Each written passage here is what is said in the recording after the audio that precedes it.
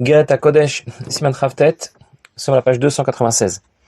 Eshet Chayil Ateret Bala Hule. Une femme virtueuse est la couronne de son mari. Admor Zakan introduit ce siman avec ce passouk de Mishlei, dans lequel déjà on trouve, en première lecture, on trouve une difficulté. D'une manière générale, l'homme est appelé Mashpia, c'est celui qui donne. La femme est appelée Mekabel, celle qui reçoit. Parce qu'une femme reçoit tout de son mari. Celui qui donne a en principe une position supérieure à celle qui reçoit. Ça ne veut pas dire qu'un homme est supérieur à une femme, évidemment. Une femme a aussi ses qualités. Elle possède une dimension spirituelle supérieure qui lui donne les moyens de protéger son mari, d'empêcher de faire des fautes. L'homme a été créé Afar Mina Adama, à partir de la poussière de la terre. Tandis que la femme a été créée à partir du corps de l'homme déjà. Vayiven et Tatsela. La Gemara rapporte au sujet de ce passouk dans la Seret Nida. Bina yetera nitna beisha yotami beish. Que les femmes possèdent ce qu'on appelle parfois un sixième sens, ou ce qu'on appelle encore l'intuition féminine. Mais au moins, dans la relation Mashpia Mekabel seulement. Donneur-receveur. Bien, l'homme est donneur quand la femme est receveur, et donc l'homme a une certaine supériorité par rapport à la femme.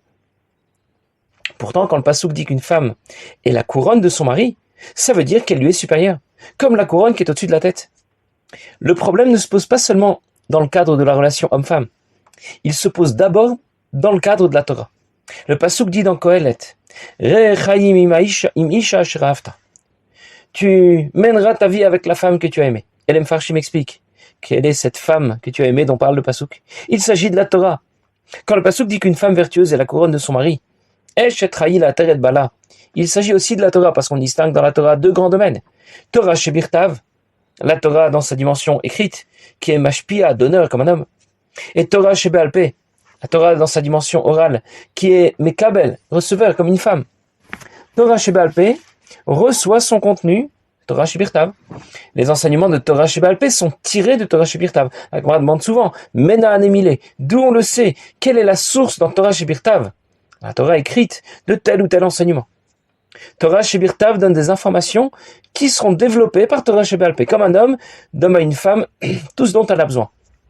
Et le passouk dit dans Mishlei, Eshet Chayil, Ateret Bala, une femme vertueuse est la couronne de son mari. Bien que Torah Shebealpe reçoit les informations qu'elle développe de Torah Shebirtav, de la Torah écrite, pourtant Torah Shebirtav est Mashpia, les donneurs, Torah Shebealpe est receveur, et ce serait Torah Shebealpe qui serait supérieur à Torah Shebirtav. C'est Torah Shebealpe qui est la couronne de son mari de Torah Shebirtav. Et on se demande tout de suite, comment Torah Shebealpe, qui aurait dû occuper une position inférieure par rapport à Torah Shebirtav, par rapport à la Torah écrite, se retrouve tout à coup en position supérieure. Elle est la couronne de son mari.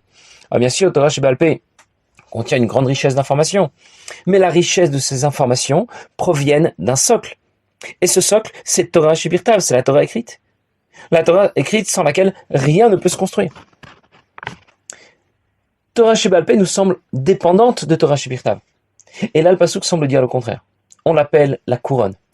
Torah Shebealpe, la Torah orale, serait supérieure à Torah Shebirtav, à la Torah écrite. En d'autres mots, nous voulons savoir quel est le rapport de Torah Shebealpe à Torah Shebirtav.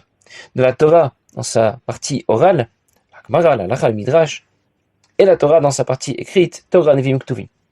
Alors pour répondre à cette question, l'Admor Zaken va nous expliquer quel est l'avantage des halachot de la Torah, les règles et les lois qui trouvent une application concrète et qui s'inscrivent bien sûr dans Torah Shebealpe. Ita Begmara, on trouve dans la Gemara Perek Dalet de Megillah dans le 4e chapitre, Masechet Megillah. Ou Dishtamesh Betaga Chalaf Roulé, aussi rapporté dans le Pirkei Avot, celui qui utilise Taga, la couronne, qui fait ici référence au halachot, on va le dire tout de suite, Chalaf, il périra. Taga minimo tagin, comme ces couronnes qui sont placées sur différentes lettres dans les tefillin et les mezuzot. Zeh mishtamesh b'mishishon halachot. Il s'agit de celui qui utilise quelqu'un qui connaît, qui étudie la halacha, qui est appelé Kitra Shel Torah Choulé, qui est appelé la couronne de la Torah. L'histoire raconte que Resh Lakish devait traverser un fleuve et il a demandé à quelqu'un de le porter sur son dos, de l'aider à traverser. Et au milieu du chemin, au milieu de la traversée, Resh Lakish lui demande s'il connaît la halachot. Et quand il lui a dit qu'effectivement il apprenait les Mishnayot, la halacha, Alors il lui a dit, ramène-moi, je ne veux pas t'utiliser. Ah, ishtamesh betaga khalaf. Celui qui utilise quelqu'un qui connaît la halacha, eh bien périra. On aurait pu penser que dans l'ensemble de Torah Sheba'al Peh, la Torah dans sa partie orale, la Gemara, le Midrash et tout le reste, la partie la plus haute et la plus noble, la plus noble, ce sera plutôt la Gemara, c'est Pilpulim, c'est intéressant, c'est profond. La halacha sèche, celle qui va seulement préciser ce qui est permis, ce qui est interdit, ce qui est pur ou impur. On aurait envie de dire que ce serait peut-être pas au top. C'est aussi sec qu'un code civil, qu'un code pénal. Et pourtant, la Gemara appelle les halachot dans Maseret Megillah Kidrash al Torah. C'est la couronne de la Torah. C'est ce qu'il y a de plus haut dans l'ensemble de Torah Sheba'al Peh. Tana Deve Eliyahu. On a encore enseigné dans Beth Midrash d'Eliyahu Hanavi. Kol hashona halachot muftach lo chule. Tout celui qui apprend les halachot, alors il a la garantie de faire partie, d'obtenir l'olam haba, le monde futur. Pourquoi celui qui apprend les halachot seulement a la garantie d'obtenir l'olam haba? Pourquoi pas celui qui apprend la Gemara ou le Midrash? Torah Sheba'al Peh est supérieure à Torah Shebirtav, et on semble limiter cette supériorité aux halachot seulement. C'est tzarich lavi, il faut comprendre. La manikru halachot beshem tagav kidrash al Torah. Pourquoi les halachot sont appelés la couronne de la Torah? Megam la ma'ashona halachot davka muftar lo chule. Pourquoi celui qui étudie les halachot a l'assurance, a la garantie d'obtenir l'olam haba, le monde futur, ou le shar divrei Torah, et pas d'autres domaines de Torah Sheba'al Peh? Donc je reprends les questions d'Admour Hazaken. Pourquoi la Torah Sheba'al Peh, la Torah orale, est appelée Ateret Bala, la couronne de son mari? Pourquoi elle serait supérieure à Torah Shebirtav? Pourquoi les halachot sont appelés Kidrash al Torah, la couronne de la Torah? Et pourquoi celui qui étudie les halachot seulement a la garantie d'obtenir l'olam haba? Il faut aussi comprendre ce que disent nos maîtres dans le 11e chapitre Maseret Menachot, Afilu Loshana Adam ala perek echad shachit. Roulé, le yatzai dechot, même quelqu'un qui n'aurait à étudier, parce qu'il n'a pas possibilité d'en faire plus. Un seul chapitre le matin et un seul chapitre le soir, eh bien il est quitte de l'obligation qui lui incombe d'étudier la Torah. Pourquoi il ne serait pas quitte de cette obligation en étudiant d'autres domaines de la Torah? La Gemara dit dans Maseret Menachot, si quelqu'un n'a pas pu apprendre davantage qu'un chapitre le matin et un chapitre le soir, il est quitte de son obligation d'étudier la Torah. Quand la Gemara parle de chapitre, un perek, cela évoque tout de suite, cela fait référence tout de suite aux Mishnayot. Les Mishnayot qui s'organisent en chapitres. La Mishnah qui est associée bien sûr à la Halacha, qui définit simplement ce qui est permis ou interdit, ce qui est pur ou impur. Pourquoi on insiste sur la Mishnah, sur la Halacha? Pourquoi ne pas parler d'étudier un autre domaine de Torah Sheba'al Peh? Pourquoi limiter cet enseignement à l'étude de la Mishnah et de la Halacha? Alors je récapitule. Nous voulons comprendre quelle est la supériorité de la Halachot, de la Mishnah, dans l'ensemble de Torah Sheba'al Peh et par rapport à Torah Shebirtav. Pour quelle raison la Halacha est appelée la couronne? Achmudadzot. Mais il est bien connu. Ma shekatav Arizal. Le Arizal a écrit. Shekol Adam mi Israël, chaque juif. Tsarich lavo begilgulim, Rabbim, il doit revenir plusieurs fois dans ce monde. Ad sheyekayem, jusqu'à accomplir. Kol taryag mitzvot Torah, toutes les 613 mitzvot de la Torah, b'marshava dibur et maaseh, en pensée, en parole et en action. Les hashlim nevush nafsho, pour compléter les vêtements de sa neshama, taknam, qu'il soit convenable et efficace, sheloye levush alechas rachule, afin qu'il ne lui manque aucun de ses vêtements. Levad mitzvot amelech, melech, en dehors de mitzvot, qui incombe au roi, chez Umotzi, kol Israël, kuklalut kulam roulé, puisqu'il acquitte l'ensemble des béné Israël de ses mitzvot qui lui incombent. Ve'atamu, kedela albish, kol tariag, bechinat vekochot shebenafsho. La raison est que de cette manière, il pourra obtenir pour les 613 facultés de sa neshama tous les vêtements adéquats, achat mena nedara, sans qu'il ne lui en manque un seul. Le Arizal écrit que chaque mitzvah apporte à la neshama un vêtement. Et il lui en faut 613. S'il lui en manque un seul, on la renvoie chercher ce vêtement qui lui manque dans ce monde.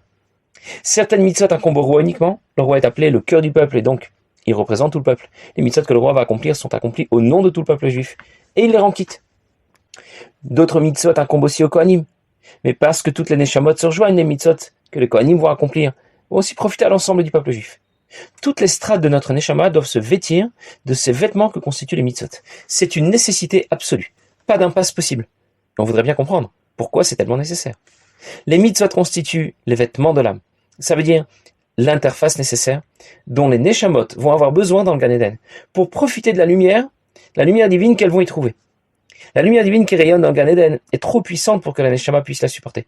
Les mitzvot seraient serait donc l'interface, elles seront donc l'interface nécessaire entre les Neshamot et cette lumière divine, comme un vêtement qui est l'interface entre le corps et l'extérieur. La Zaken va rapporter l'exemple de quelqu'un qui regarde le soleil sans filtre.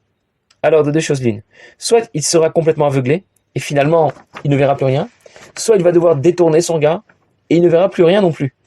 Dans les deux cas, il ne voit plus le soleil. Dans le Gan Eden, si Akadosh Baruch Hu se révèle tel quel, sans filtre, aux Neshamot qui s'y trouvent, soit elles n'entrent pas en contact avec sa lumière, soit elles entrent en contact avec sa lumière et elles disparaissent.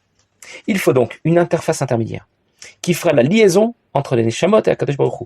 Et ce sont les mitzvot qui vont assurer ce rôle. Et l'objet de notre siman sera d'expliquer pourquoi les mitzvot peuvent et doivent assurer ce rôle d'interface entre Akadosh Baruch Hu et les Neshamot d'Israël. Alors, on comprend déjà pourquoi la Neshama ne peut pas se permettre de manquer certaines mitzvot. L'interface avec le divin doit être complète, efficace. L'Admour Zaken a cité le Harizal, qui rapporte que chaque juif doit accomplir l'intégralité des mitzvot, Marshava, Dibur ou Maaseh, en pensée, en parole et en action. Pourtant, dans le Shulchan Aruch, l'Admour Zaken écrit que chaque juif doit revenir autant de fois que nécessaire dans ce monde pour accomplir l'intégralité des mitzvot, Maaseh, Dibur ou Marshava, en action, en parole et en pensée. Pensée, parole et action sont cités dans le sens contraire dans le Shulchan Aruch par rapport au Tanya. Alors le Rabbi relève cette différence entre le Shulchan Aruch et le Tanya, et il souligne que nous voyons ici combien l'Admour Zaken est précis dans ce qu'il écrit. Dans le Shulchan Aruch, l'essentiel, c'est l'action concrète. L'Admour Zaken cite cet enseignement du Harizal en insistant d'abord sur l'importance de l'action. Dans l'optique du Shulchan Aruch, ce qui compte d'abord, c'est l'action, la pratique. Et l'Admour Zaken parlera donc d'action, de parole et de pensée, dans cet ordre-là. Dans le Tanya, au contraire, l'essentiel, c'est la pensée, c'est l'esprit. L'Admour Zaken cite cet enseignement du Harizal en insistant d'abord sur la pensée. Dans l'optique du Tanya, ce qui compte d'abord, c'est la pensée, la motivation qui accompagne notre engagement à la pratique des mitzvot. L'Admour Zaken parlera donc de pensée, de parole et d'action. Tanya nous explique que notre objectif n'est pas seulement d'obéir, d'étudier la Torah, de pratiquer les mitzvot. Nous devons développer la motivation, l'intention adéquate, l'amour et la crainte de Dieu qui vont être le moteur de tout notre service de Dieu. En tout cas, nous avons déjà compris que qu'entre Akadosh Baruch Hu, qui est le créateur, et la Neshama qui a été créée, il faut une interface. Dieu est infini et la création est limitée. Et il ne peut pas y avoir de contact direct entre ce qui est infini, d'une part, et ce qui est limité, d'autre part. Entre Dieu qui est le créateur et les Neshamot Israël qui ont été créés par Akadosh Baruch Hu. On raconte que lorsque le Mashpia Reb Shlomo Chaim Kesselman a voulu expliquer à ses élèves le concept de Ein Aror, expliquer qu'Akadosh Baruch Hu était complètement au-delà même de tout ce qu'on pourrait imaginer, complètement décalé par rapport à l'ensemble de la création. Alors il racontait ce que Shmuel Dov Borisov disait au sujet de son maître, le Tzadik Rabbi Hillel Miparitch. Et il disait, la brèche, la fracture, la différence qu'il y a entre moi et Rabbi Hillel, c'est comme la brèche, la fracture, la différence qu'il y a entre moi et un chat. Et ça ne veut pas dire qu'entre moi et un chat, il y a la même différence qu'entre Rabbi Hillel et moi. Ça veut dire que pour Rabbi Hillel, moi et le chat, nous sommes complètement à égalité. Alors si c'est là déjà la différence entre un des grands chassidim, Shmuel Dov Borisov, et un des chassidim illustres, Rabbi Hillel Miparitch, Rabbi Hillel que l'on appelait un demi-chassid. Pourquoi un demi-chassid? Parce que l'autre moitié c'était déjà un demi-rabbi, alors on l'appelait un demi-chassid. S'il y a déjà tant de différences entre un des grands chassidim et Rabbi Hillel Miparitch, alors on ne peut même pas essayer d'imaginer quelle différence il peut y avoir entre une Neshama qui a été créée et Akadosh Baruch Hu. Entre Akadosh Baruch Hu et la Neshama, il n'y a pas de contact possible. Le décalage est trop important. Alors, de deux choses l'une. Soit il n'y aura pas de contact, soit il y en aura un et la Neshama disparaîtra. Dans tous les cas, le contact ne pourra se faire que par l'intermédiaire des mitzvot qui vont habiller la Neshama, et ces mitzvot qui sont en relation avec la halachot, puisque pour pratiquer les mitzvot, eh bien, il faut connaître la halacha, la halachot de Torah Sheba'al Peh. Et l'Admour Zaken, bien sûr, nous expliquera pourquoi, mais nous verrons ça la prochaine fois, Bezrat Hashem. Passez une bonne journée.